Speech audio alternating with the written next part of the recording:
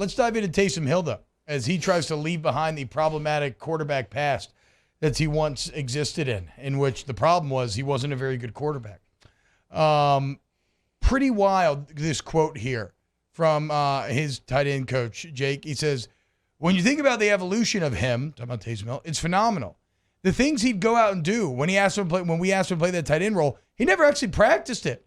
He's such a unique and gifted athlete. It's mind-blowing to think about how well he's done and that he never invested any time or energy into actually doing it. So I found this to be pretty interesting because, I always knew that mainly he was committed to quarterback, but I figured he did. I still figure he spent half the time in the tight end meeting room and maybe half the time in the practice. It sounds like he was never in the tight end meeting room. Right. So this mini camp was the first time he was ever actually in there for position meetings. And it sounds like he never really practiced it on the field. He was so athletic, they were just like, hey, Taysom, go play this different position on an NFL field. Yeah, and we heard kind of some of those rumblings in the last couple of years that, he kind of would just almost sidebar hey, here's the package. You're not going to come in the tight end meeting room or even the running back room, where an H-back would go. You're going to stay in the quarterback room because you might be playing quarterback this week, but we need you to know this. And that's really impressive. It's very difficult to do that. Even me playing fullback and having to learn tailback, that was difficult, and I was in the same room. Yeah. It's a different position, but I'm in the same room, so at least I'm in there, and when he's talking to the running back as a fullback, if you're playing both, you listen and you take notes or whatever.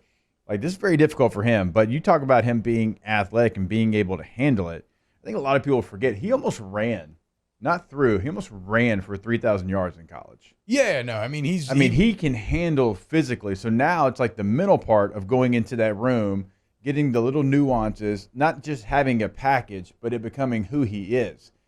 And there's going to be different things that he has to learn. There's going to be techniques that he has to learn. There's going to have to be tendency breakers that he has to make sure that he doesn't fall to, if it's going to be a pass or if it's going to be a run. Well, all those small little things. Yeah. Underhill told a story a few weeks back about he literally told the coaching staff about a Taysom tendency. And let me tell you that if you might think they won't pick those up, it can be there's guys that we used to watch film of and we'd be breaking them down and they're an outside rusher. And if they did their gloves, if they tightened their gloves up, they were rushing off the edge. Yeah.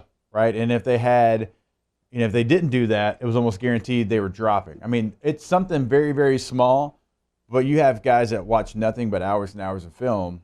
And even the rookies are responsible for finding those tendencies.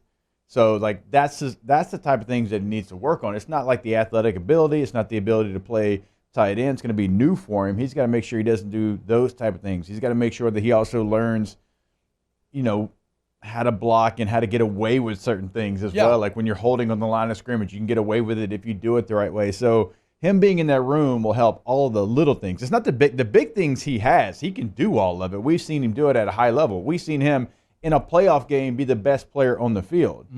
But now he's just got to learn the little nuances of the position.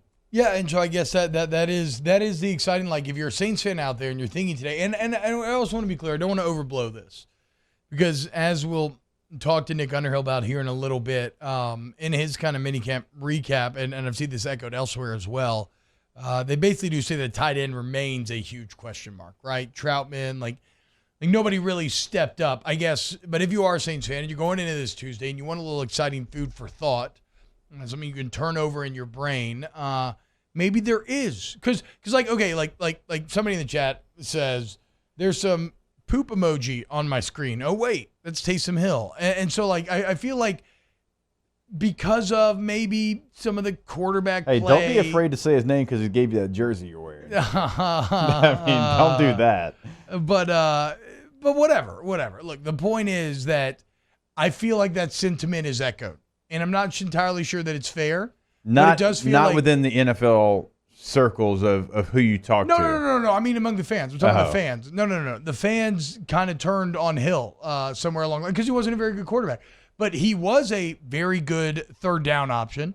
He's been great in that role when you put him at quarterback there, and you can have him, as a short yardage option in the red zone, third and short, fourth and short. He was excellent there. And the thing about him playing tight end is there's potential there that maybe we weren't giving credit to. If the man was really never even in that meeting room, never really practicing the position, he has more potential at that position than we think. And so, yeah, if he looked bad blocking last year, well, there's a reason he had never really practiced blocking, okay? And so it's just a little food for thought that as we look for answers at tight end, maybe Hill can be more of an answer than we think. And also, let's not go too extreme in our Taysom Hill dislike, simply because he didn't end up being a very good quarterback, because there is still a role to play, especially in those short yardage packages, which, they'll still do that, right? I would think so. Right, I'd be shocked if they did. Certainly they'll do it while AK's out. If he's out. Obviously, you're still waiting on that news. Okay, here's an interesting question. Emil asks, does Taysom Hill have a higher ceiling than Adam Troutman? I don't think I can go there. I don't think I can go there yet. I think they're going to be different players, too.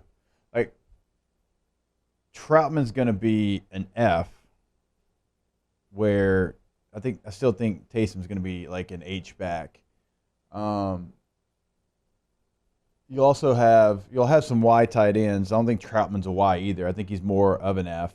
He can do some Y things, but I just think within the Saints offense he'll be more of an F, and Taysom's going to be an H. Well, that'll be on the offensive side of the ball. What about? When I say H, I don't mean tailback. I mean like an H back, like on the move. Like if you're running, an H back's like a flex between a tight end and a fullback, basically. Yeah. And if you're running like lead stretch, like you're not going to put Taysom on the line of scrimmage to block lead stretch. You're either going to put him on the move, you're going to offset him, you're going to give him an advantage to be able to do whatever he needs to be done. Give him an advantage on the block, you or call just it moving an F him if you want to, but it's more of an H. Or even just the decoy effect of moving him around. Like, yeah, you can get really creative with him as he practices this position more and more. But that's on the offensive side of the ball. What about the defensive side? Who is calling the plays? And I'm pretty fascinated to see how this Saints defense is going to work out, Jake, because right now you got Dennis Allen, who's the head coach, right? I think per their title, both Chris Richard and Ryan Nielsen are co-defensive coordinators right now. There's been some talk that, like, during this mini camp that I think Richard was making the calls to the secondary, but that Nielsen was the one actually calling the plays to Demario Davis's helmet. Ryan Nielsen called plays back in Northern Illinois in 2012. He made some calls at NC State from 13 to 16.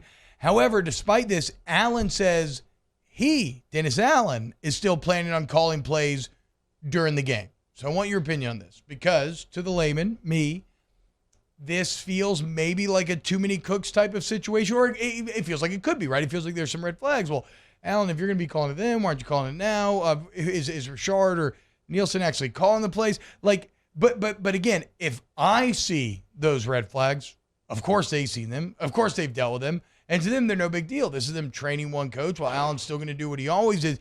Is this any concern, this kind of convoluted defensive hierarchy? Not if they're defined roles. Not if Dennis Allen said, hey, here's how we're going to do this, right? I'm going to give you the play and you're going to communicate it to the different levels. Or, hey, I'm thinking this here. What do you think? They got to have that defined. It's got to be defined before training camp. I'm sure they have it defined now. I mean, Dennis Allen, if he says he's still going to call the plays, which he said as soon as he became head coach. During minicamp, he doubled down on that. He's not giving that up. And so you're not going to have three guys trying to call a play.